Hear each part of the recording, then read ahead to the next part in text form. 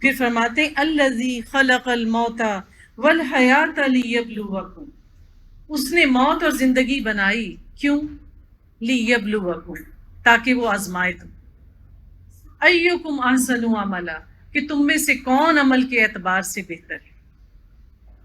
جیسے چاند، سورج، ستارے اپنا اپنا کام کر رہے ہیں، کوئی اللہ کا انکار نہیں کرتا، کبھی سورج نہیں کہتا کہ آج میں تھک گیا، رب العزت کل نکلوں گا، مجھے چھٹی دے دے۔ کبھی چاند یہ نہیں کہتا کہ اب میں نے ڈھلنا نہیں ہے، کیا کبھی ایسا ہوا؟ دریا، سمندر، ندی، نالے، موسموں کا آنا جانا، یہ سب کچھ چل رہا ہے ایک خاص ترتیب سے۔ کبھی مہینوں کے دن بڑھتے کم ہوتے ہیں کہ کوئی مہینہ پہلے 31 کا تھا، اس سال 30 کا ہو جائے؟ نہیں ہوتا۔ کسی ہفتے میں 7 دن ہوں اور کسی میں 9 دن ہوں، کبھی دیکھا؟ نہیں دیکھا نا۔ تو ہر چیز اللہ تعالیٰ کی حکمت اور اس کی مقرر کردہ تقدیر کے مطابق چلے جا رہی ہے، ان میں سے کوئی بھی ادھر ادھر نہیں ہلتا، جو اللہ نے اس کے ذمہ لگایا وہ کرا اور کیے ہی جا رہا ہے۔ پر ایک انسان ہے جو ہر بار اپنی حدوں سے باہر نکلتا ہے اور یہ نہیں دیکھتا کہ مجھے کیوں پیدا کیا۔ اللہ تعالیٰ کہتے ہیں کہ جب میں نے چھوٹی سے چھوٹی چیز کو بیکار پیدا نہیں کیا تو انسان جان لے میں نے تجھے آزمانے کے لیے موت اور زندگی بنائی، اور یہ زمین اور آسمان بنائے، پھر ایک جنت اور دوزخ بنائی۔ تو اللہ تعالیٰ نے یہ دنیا جو ہے انسان کے لیے مسخر کر دی۔ اس دنیا میں جتنی بھی چیزیں ہیں جو اللہ نے پیدا کی ہیں وہ کسی نہ کسی انداز میں انسان کی خدمت کر رہی، ہر چیز انسان کے بینیفٹ میں کام کر رہی۔ یہ انسان ہے جو اس کو اپنے مخالف سمت میں استعمال کرتا ہے، ورنہ ہر چیز اللہ تعالیٰ نے انسان کے فائدے اور خدمت کے لیے پیدا کی۔ تو اللہ تعالیٰ نے انسان کو اس دنیا میں بھیجا، اس کو اس کے پیکج کے حساب سے نعمتیں دی، اس کو رزق عطا کیا۔ رزق کیا ہے؟ انسان کی عمر، اس کی صحت، اولاد، مال و دولت، اس کا مرتبہ، اس کا ہنر، ہر چیز رزق ہے۔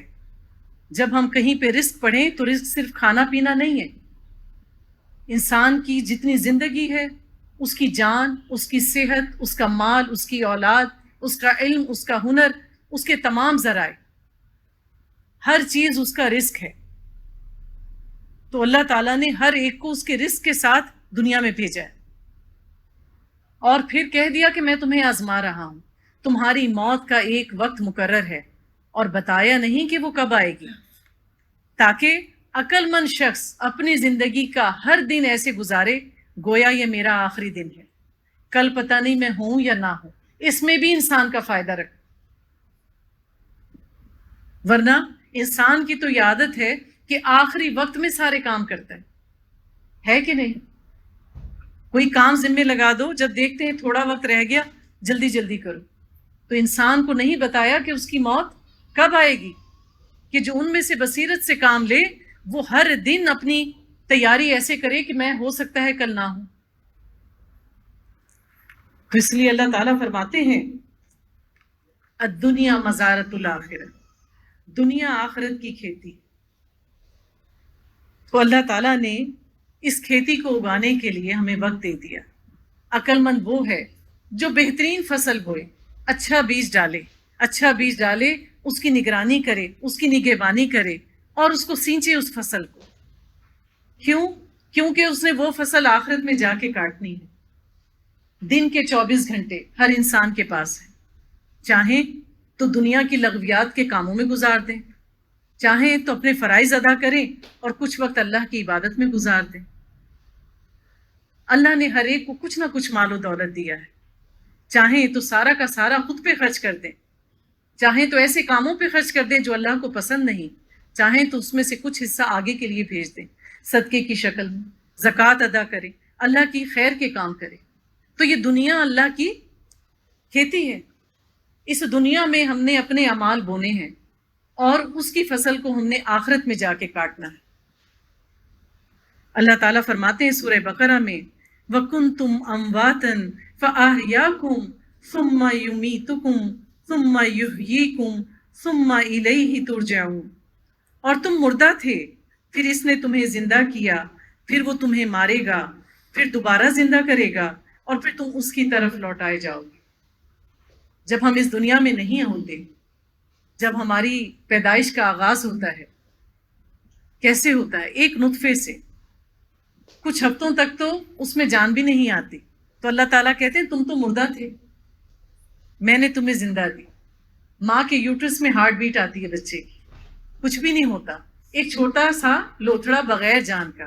اللہ کہتے ہیں تم مردہ تھے، میں نے تمہیں زندہ کیا، پھر میں تمہیں ماروں گا جب ہماری موت آتی ہے، پھر میں تمہیں زندہ کروں گا جب قیامت آئے گی۔ تو ہر انسان کی دو زندگیاں ہیں اور دو موت ہیں۔ یہ زندگی دی تاکہ ہم اپنی فصل بوئیں اچھے طریقے سے، موت بنائی تاکہ انعام دے اللہ، جو کچھ بویا ہے وہ فصل کٹے۔ یہ تو ہو نہیں سکتا کہ اللہ کا بندہ کوئی کام کرے اور اللہ اس کا اجر نہ دے۔ اجر کے لفظی معنی ہے بدلہ، اچھا کام کیا اچھا بدلہ، برا کام کیا برا بدلہ۔ تو دنیا کا وقت فصل کاشت کرنے کا ہے۔ عقل مند کون ہے؟ عقل مند وہ ہے جس نے اس دنیا میں بہترین کمائی کی۔ اللہ تعالیٰ قرآن میں فرماتے ہیں سورۃ العصر میں، وَالْعَصْرِ إِنَّ الْإِنسَانَ لَفِي خُسْرٍ، عصر کی قسم، انسان خسارے میں، إِلَّا الَّذِينَ آمَنُوا وَعَمِلُوا الصَّالِحَاتِ وَتَوَاصَوْا بِالْحَقِّ وَتَوَاصَوْا بِالصَّبْرِ، ہاں مگر وہ لوگ جو نیک کام کرتے رہے اور آپس میں حق بات کی نصیحت اور صبر کی تلقین کرتے رہے۔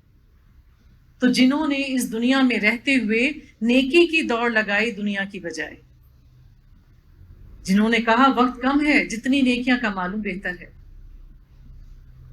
تو جو نیکیوں کی دوڑ میں لگ گیا، اللہ کی رضا کے کاموں میں لگ گیا، تو گویا وہ کامیاب ہو گیا، اس نے جنت کا رستہ تلاش کر لیا، وہ کامیابی کے زینے پہ چڑھ گیا۔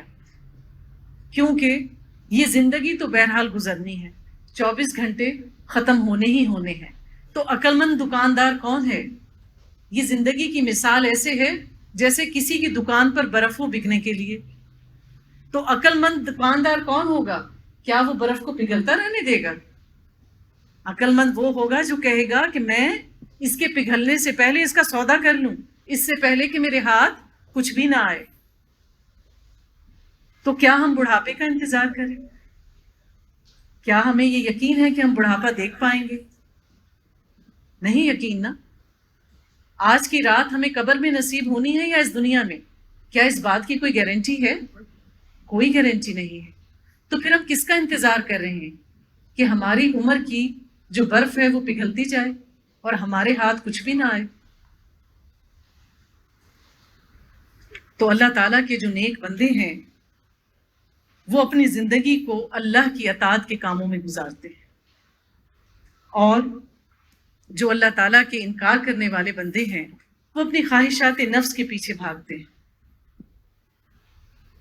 ہمارے لیے بہترین عمل کون سا ہے؟ نبی پاک صلی اللہ علیہ وآلہ وسلم کا عمل۔ اللہ تعالیٰ قرآن میں فرماتے ہیں لَقَدْ كَانَ لَكُمْ فِي رُسُولِ اللَّهِ أُسْوَةٌ حَسَنَةٌ، بے شک تمہارے لیے نبی پاک صلی اللہ علیہ وآلہ وسلم کی زندگی میں بہترین نمونہ ہے۔ کوئی کام مشکل نہیں۔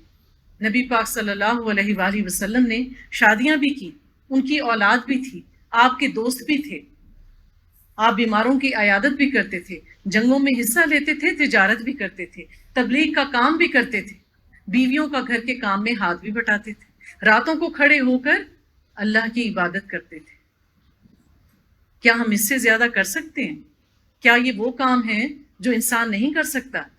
نبی پاک صلی اللہ علیہ وآلہ وسلم نے یہ سارے کام کیے تاکہ ہمارے لیے کوئی حجت نہ رہے کہ دن میں 5 نمازیں پڑھنا بہت مشکل ہے، رات کو اٹھ کے تہجد پڑھنا بہت مشکل ہے، میں تو جاب کرتا ہوں، میں کسی کی عیادت کے لیے نہیں جا سکتا۔ ہمارے لیے حجت اٹھا کے نہیں رکھی، ہر کام کر کے دکھایا، ہر چیز کی مثال ہمارے لیے چھوڑ۔ اگر ہم اس زندگی پہ نظر ڈالیں تو آپ دیکھیے اللہ تعالیٰ نے ہر چیز پیدا کی اور پھر اس کی ایک اپوزٹ چیز پیدا کی. ہر چیز کا ایک جوڑا بنایا ہے اللہ تعالیٰ نے. آسمان پیدا کیا تو زمین بھی بنائی، انسان پیدا کیا تو فرشتے بھی بنائے، دن بنایا تو رات بھی بنائی. ہم نے ہر چیز کو اس کے اپوزٹ سے پہچانا. تو انسان دو طرح کے ہیں، ایک وہ جو مومن ہو اللہ کی اطاعت کرنے والا، اور ایک وہ جو منکر ہو یا کافر ہو اللہ کا انکار کرنے والا. تیسری کوئی چیز نہیں ہے. جو ان کے بیچ میں رہتا ہے وہ منافق ہے، اور منافق اللہ نے کہا وہ کافر سے بھی بدتر ہے. جو لوگ یہ کہہ کے زندگی گزارتے ہیں کیا کریں، دین کے ساتھ دنیا کو بھی لے کے چلنا پڑتا ہے، لوگوں کو بھی دیکھنا پڑتا ہے، تو اللہ تعالیٰ کہتے ہیں یہ رویہ منافق کا ہوتا ہے. اللہ کے ہاں دو ہی رنگ ہیں، ایک سیاہ اور ایک سفید، کیونکہ اللہ تعالیٰ نے دو ٹھکانے بنائے ہیں. کسی کو تیسرے کا پتہ ہو مجھے ضرور اس کا پتہ بتانا. میں تو صرف ایک جنت جانتی ہوں اور ایک دوزخ. جو نیک اعمال کرے گا وہ جنت میں جائے گا، جو اللہ کا کہا نہیں مانے گا وہ دوزخ میں جائے گا. تو جب لوگ دو طرح کے ہیں تو رویے بھی دو طرح کے ہوتے ہیں. تو جو مومن ہے، مومن کا لفظ امن سے نکلا ہے. مومن امن والا ہوتا ہے. امن کب ہوتا ہے؟ سمعنا و اطعنا، اللہ کا حکم سن لیا اور میں نے پھر اس کے مطابق عمل کر لیا. یہ ہے مومن. جو حکم اس کو پتہ چلتا ہے کہ اللہ یہ چاہتا ہے ایسے کرو، اللہ راضی ہو جائے گا، وہ اپنی کوشش کر کے اپنی استطاعت کے مطابق وہ کام کرنے کی کوشش کرتا ہے. تو جو اللہ پر ایمان لایا، اس نے قرآن کے احکامات پر عمل کیا، اور عمل کرنے کے لیے اس نے نبی پاک صلی اللہ علیہ وآلہ وسلم کی سنت کا اتباع کیا، طریقہ نبی کا دیکھا کہ نبی پاک یہ کام کیسے کرتے تھے، طریقہ وہ اختیار کیا، تو جان لو کہ وہ کامیاب